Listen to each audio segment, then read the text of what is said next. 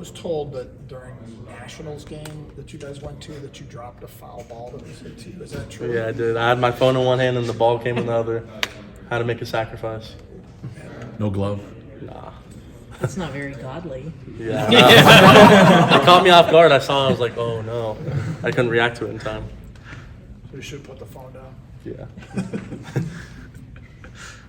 Graded up extremely well last game in the run game. So, I mean, so there's eye test and then there's analytic number weird people. How do you assess whether you have a good game? And I guess how have you felt about your first 2 weeks?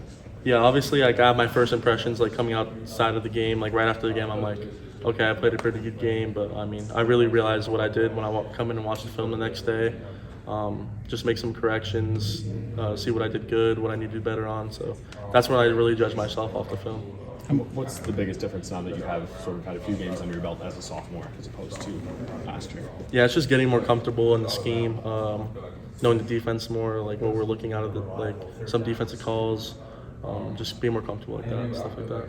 Even last year, you didn't really play like a freshman. I mean, you kind of acclimated really quickly. Like, what was your kind of reaction? What, you know, like compared to when you were in high school to like when you're actually getting into some of these big college football games? Yeah, I mean, it's a big eye opener. You come from playing.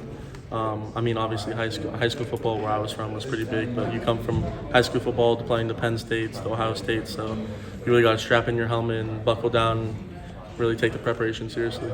Considering it didn't seem overwhelming for you, was there any of that going on, like kind of behind the scenes, or were you just able to just kind of jump in and be like, okay, this is just...